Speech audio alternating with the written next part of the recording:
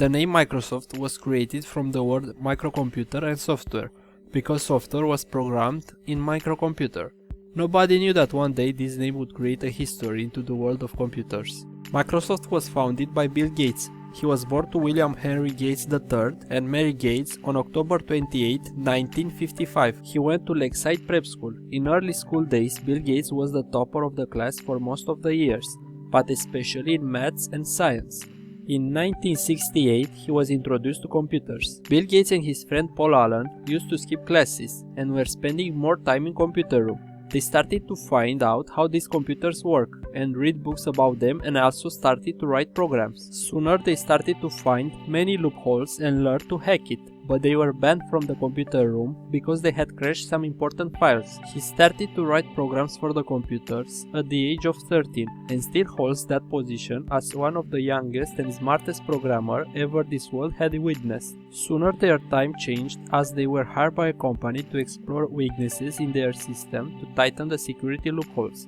But the company never paid them money, instead they allowed them to use the computer anytime they wish. After finishing their schooling days, they had joined Harvard University.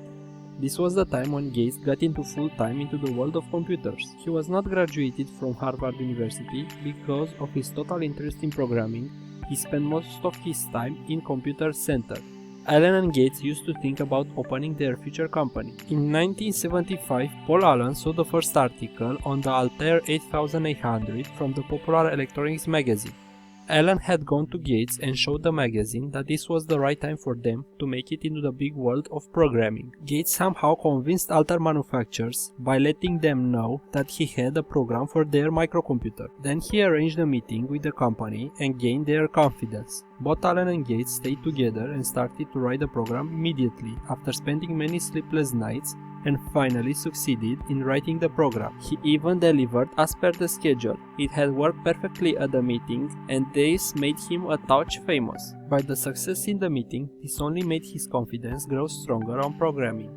And then they planned to develop software which was suitable for the newly emerging computer market. On November 26, 1976, the name Microsoft was registered with the Secretary of State of New Mexico. On November 1, 1978, their first Microsoft Office came up in Japan, and its name was ASCII, which is now known as Microsoft Japan. During those days, IBM personal computers took the public by storm, but nobody knew that their success was going to be attributed to the invention of Microsoft, because they wrote the program for MS-DOS for IBM. The best part was when Microsoft retained their licensing rights on MS-DOS, which IBM was using for its personal computer.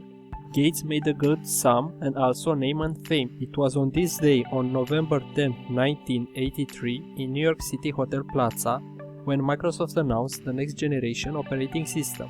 Its name was Microsoft MSX. In 1995, the internet market was gloomy, so Gates decided to try his hands on it. So then he started to create a Microsoft browser for the internet, and within a year he had introduced Internet Explorer to the world. It was also an instant hit. The 1990s proved to be a successful decade for Microsoft Windows. By 1993, the company had over 25 million users. In 1995, Microsoft released its Windows 95 operating system, which sold over 1 million copies in just 4 days. Microsoft started to branch in other domains too. On May 10, 2011, Microsoft Corporation acquired Skype Communication for $8.5 billion, its biggest to date. On September 2, 2013, Microsoft acquired Nokia's smartphone and cellular business for $7.2 billion. It paid $5 billion for Nokia's devices and services and $2.2 billion to license Nokia's patents. Now some fun facts for you. Bill Gates wrote a class scheduling program for his school. He tweaked the program's code so that he was placed in classes with mostly female students. Ironically, Microsoft's Macintosh business unit is one of the largest developers of Macintosh software outside of Apple. Also, Microsoft Office for Mac was introduced for Macintosh in 1989, a year before Office was released for Windows. One of Gates' biggest splurges, besides his plane, was the Codex Leicester, a collection of writings by Leonardo da Vinci. He acquired the codex at a 1994 auction for $30.8 million. Gates scanned and distributed the codecs for free as screensavers and wallpapers in Windows 95. Despite his immense wealth, Gates says his kids will only inherit 10 million each, just a fraction of his 81.1 billion net worth. Leaving kids massive amounts of money is not a favor to them, he says. This is all for today, friends. See you next episode.